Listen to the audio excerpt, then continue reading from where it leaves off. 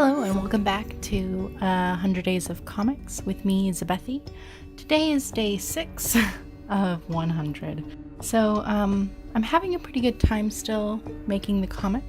But before I get into anything about the comic, I have a couple of questions from Karen Lewis Bonfiglio, I think is how it's said. So she asked if the final pages will be in watercolor. First and foremost, I think I'll probably stick to inks mostly.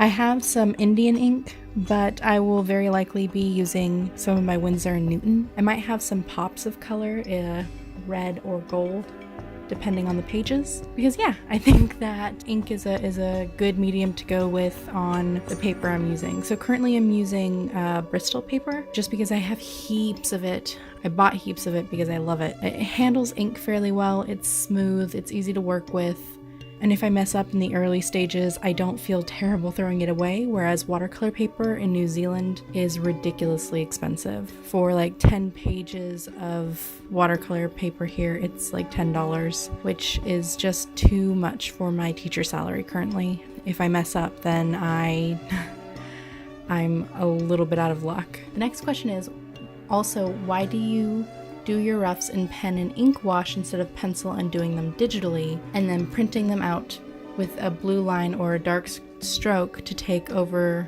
to my light box? So I take my roughs, my thumbnails, and then I rough them out in pen and do an ink wash, partially for me to I do the ink wash so that I know how everything will look when it's done, if I need to add or change anything. And as for me doing it in ink, it's just, if I make a mistake, I have to move on. Whereas digitally, I can make changes until the cows come home. With this, any mistake I have made, I'll have to fix in the final version. It keeps me from spending too much time on a single page or too much time on the whole process. In my thumbnailing, I do some basic color swatching in pencil if I know that some parts are going to be specifically dark or light. And then I scan it in and then I blow it up real big and I move on from there. It's just basically, I want to make art and I want to make good art, but getting hooked up on, oh, the nose is wrong, oh, those eyes are wrong, I need to move on in order to finish, is essentially the entirety of my workflow. Because I will sit there and I will mess with the face until it's perfect. I will undo until I can get it looking perfect. And by the time I have one panel done, it will already have been 30 minutes. Whereas if I'm moving along like this, it takes me about an hour and a half to do an entire page from start to finish. I do have some pages that are a little bit more detailed, and those will probably take me about 2 hours from start to finish. But I feel that that's an okay amount of time to spend on a page versus the 4 to 6 hours I would spend trying to make everything perfect. I think that's all the questions. Yeah, so that's all the questions from Karen today. If you have any more questions, I do like answering them. It gives me something to talk about in the videos. Yeah. So thank you very much for those. And yeah, thank you to everybody who has been watching and supporting me. It means a lot.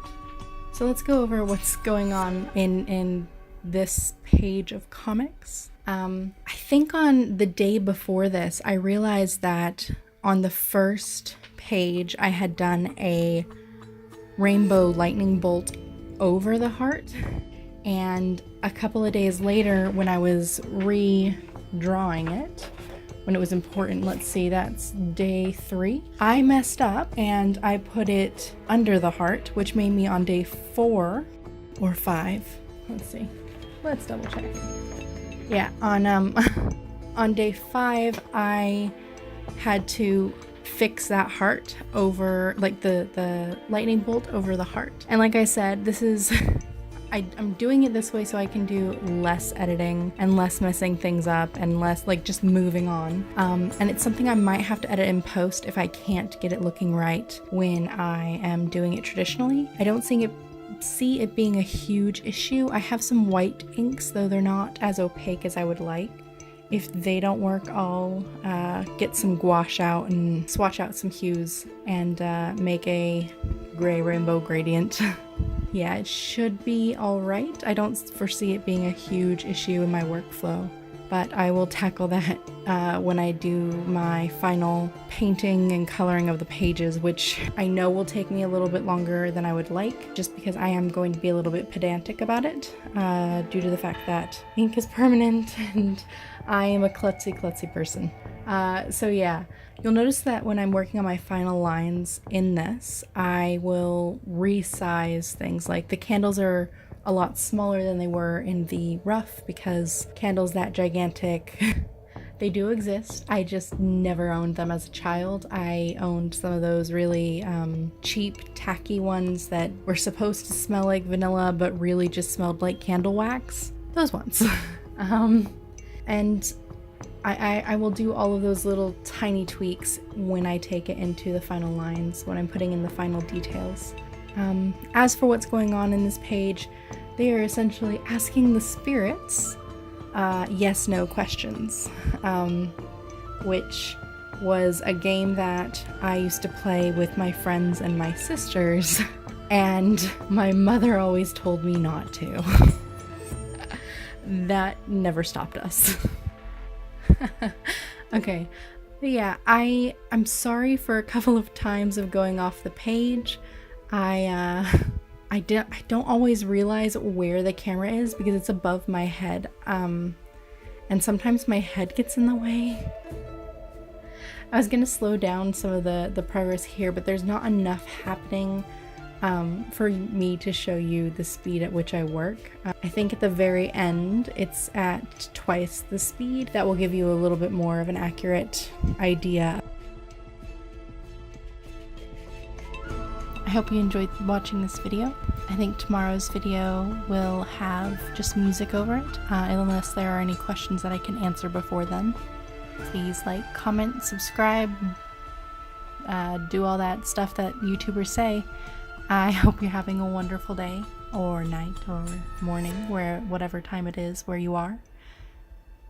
And I will see you tomorrow.